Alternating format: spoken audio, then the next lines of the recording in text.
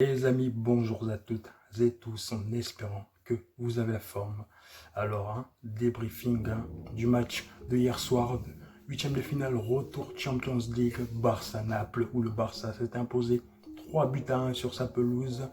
Voilà, alors avant toute chose les amis, la Fafa, partagez le petit pouce bleu, la cloche pour avoir les notifications pour les futures vidéos que je mettrai sur cette chaîne YouTube. Vraiment, il est important que vous partagez et que vous me soutenez au maximum parce que cette chaîne YouTube n'en est qu'à son début. Elle a été créée, elle est apparue lors du confinement. Donc voilà, on est vraiment au tout début. Vous voyez, voilà, en termes d'abonnés, on n'est pas des masses. Donc, c'est la petite parenthèse. Partagez, surtout les amis, c'est très important.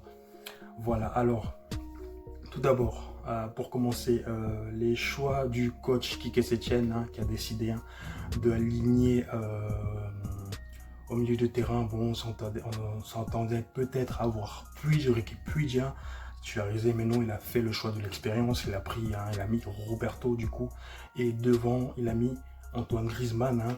Il a préféré Antoine Griezmann par rapport à Ansu Fati qui aurait très bien pu aussi être titularisé au vu des derniers matchs qui ont été bons, qui est avec le Barça. Mais bon, voilà, il a fait le choix de l'expérience.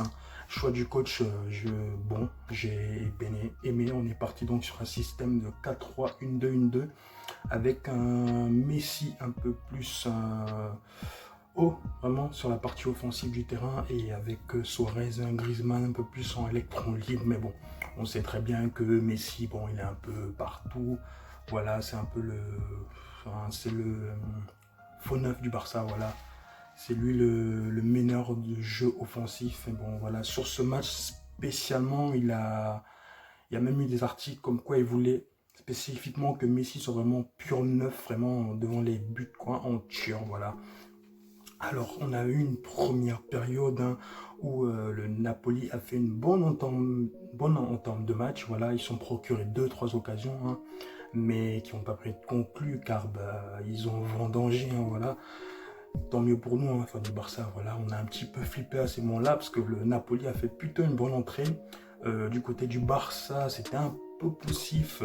Griezmann a eu du mal, il a galéré. Franchement, Griezmann, on n'a pas eu beaucoup à porter offensivement. C'était un peu poussif, c'était en difficulté. Comme depuis son début au Barça. Suarez aussi, on n'a pas vu grand chose en première période. Messi était là bien sûr. Le Barça, comme je disais, ils ont eu du mal à créer du jeu. Offensivement, c'était un peu limite. Mais au moment de ce coup de pied arrêté, là où il y a eu le but de Clément Lenglet sur une tête, sur ce corner là. Donc là, c'est là que nous, les fans du Barça, c'était la délivrance. Et puis voilà, c'est là que le match a commencé vraiment à être intéressant. Puis il s'en est suivi de ce fameux but de Messi encore hier. Messi, ou la Pulga, le GOAT, appelé, on me l'appelle comme on le veut. Messi, vraiment, il m'a régalé.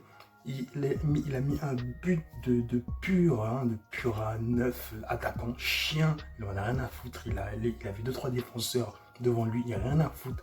Il s'est jeté, il s'est penché, il a mis le but, c'est rentré, il a tiré, il a vraiment un chien, quoi. Enfin, Messi, quoi. Il lâche rien. Il s'est décarcassé, il a tout donné. Alors, c'est dommage parce que ensuite, il y a eu un deuxième but de Messi, mais qui a été refusé par la VAR, car main, du coup. But refusé au Barça. Messi aurait pu avoir inscrit un doublé encore pour gonfler encore ses stats encore plus. Champions League, mais bon, c'est dommage, c'est comme ça. À ce moment-là du match, j'étais un peu dégoûté quand ils ont refusé le but à Messi, mais bon, il y avait quoi? Il y avait 2-0. Bon, je m'inquiétais pas trop. J'étais confiant. Parce que le Barça, là, ils étaient vraiment bien partis dans ce match. Après, il y a eu l'attentat de Koulibaly dans la surface, là, sur Messi. Au moment-là, on a un petit peu eu du stress, mais bon, c'était pas bien grave. Et s'il s'en est remis très vite, c'était le coup, du coup, voilà. Ensuite, du coup, penalty accordé au Barça, et du coup, but sur penalty de Suarez, voilà.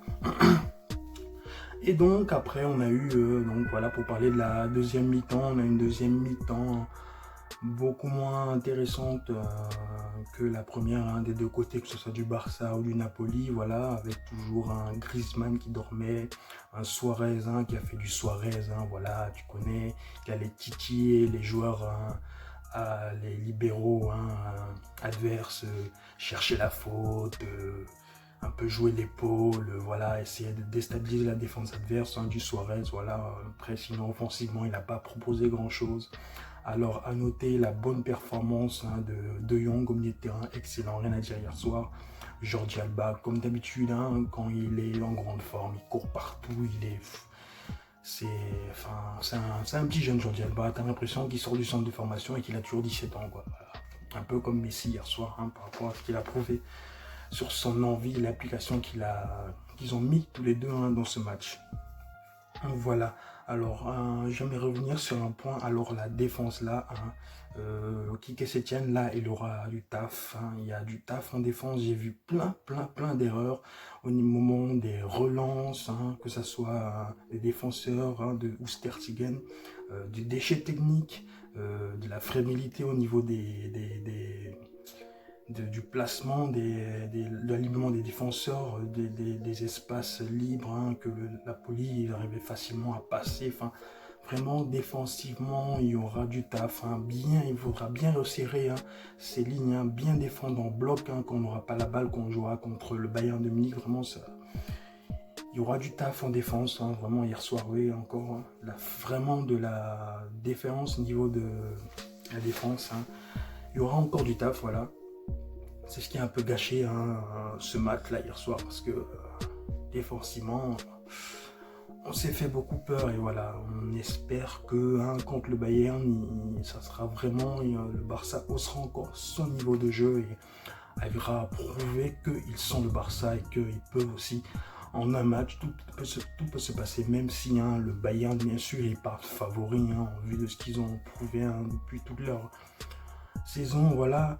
Encore hier soir, ils se sont qualifiés, hein, ils ont éliminé Chelsea, 3-1, si je dis pas de bêtises, hein, il me semble, ou 4-1, enfin bref, voilà.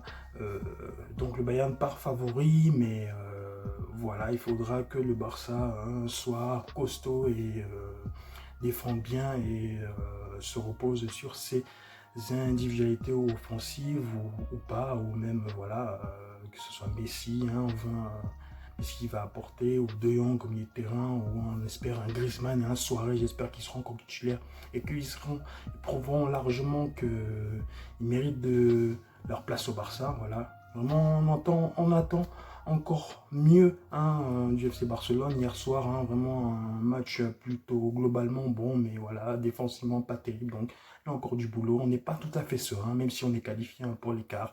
Voilà, ça sera dur contre le Bayern, mais bon, dans le football, tout est possible en un match.